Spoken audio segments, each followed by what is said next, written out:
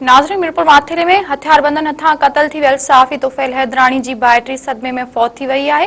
इन हवाले सां असां टेलीफोन लाइन ते मौजूद आहिनि कासिम कलवड़। जी कासिम, कहिड़ा तफ़सील आहिनि?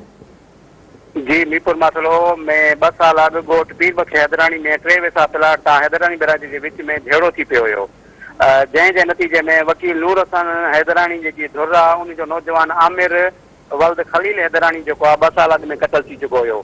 जंहिं बाद झेड़ो हुन जो हलदड़ हुयो ॿी धुर फूड इंस्पेक्टर रब नवाज़ हैदरानी जी धुर जो जेको नौजवान आहे हाजी अब्दुल क़यूम क़तल थी वियो। रब नवाज़ धुर जो अॼु सहाफ़ी तुफ़ैल हैदरानी क़तल थी वियो ऐं 4 ॿारड़ा जेके आहिनि उहे ज़ख़्मी थी पिया। ज़हीर वल्द तुफ़ैल हैदरानी क्लास पहिरियों ऐं तनवीर तुफ़ैल हैदरानी क्लास केजी ऐं मुक़दस जेका न्याणी हुई उनजी उर्फ़ कूंज जेका उहा 6 क्लास में पढ़ंदी हुई ऐं उनजी जेकी भाइटी हुई रीना उर्फ़ चांदनी, उनजी उमिरि 12 साल हुई, जेका ज़ख़्मी थी पई हुई, जंहिंखे सख़्तु जेको आहे ज़ख़्मी हालत में घोटकी इंडस अस्पताल नियो वियो हुयो, जिते मासूम ॿारड़ी जेकी आहे चांदनी उहा फौत थी वई, जंहिंजो लाश घर पहुचण ते घर में कोराम अची वियो। तो सहाफ़ी तुफ़ैल हैदरानी जे क़तल वारे वाक़े जो IG सिंध, वज़ीर आला सिंध ऐं इंफॉर्मेशन टेक्नोलॉजी जे वज़ीर शजील इनाम मेमन पूर्ण नोटिस वरितो आहे ऐं DIG सखर खां ऐं SSP घोटकी खां जवाबदार गिरफ़्तार करण जो हुकुम ॾिनो आहे।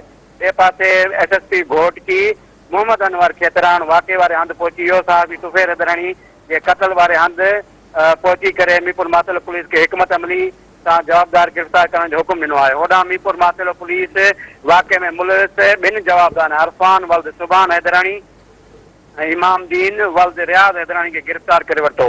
होॾूं मीरपुर माथिरो जा जेके सहाफ़ी आहिनि ऐं घोटकी ज़िले जा सहाफ़ी SSP ऑफिस जे अॻियां पहुची विया। उते जेको आहे धरणो लॻल आहे, जिते सहाफ़ी तुफ़ैल हैदरानी जे नाहक क़तल जे ख़िलाफ़ सहाफ़ी सरापा एहतजाज आहिनि ऐं SSP ऑफिस जे अॻियां धरणो लॻल आहे, जिते सहाफ़ी उस्ताद लतीफ़ लेगारी, कासिम कलवड़, असद पिदाफ़ी, फ़हीम शेख ऐं पंहिंजो उन खां पोइ केतिरा ई सहाफ़ी जेके आहिनि मीरपुर माथिरो एहतजाज वारे हंधि पहुतल आहिनि ऐं धरणो जारी आहे। जी कासिम, महिरबानी अव्हां जी।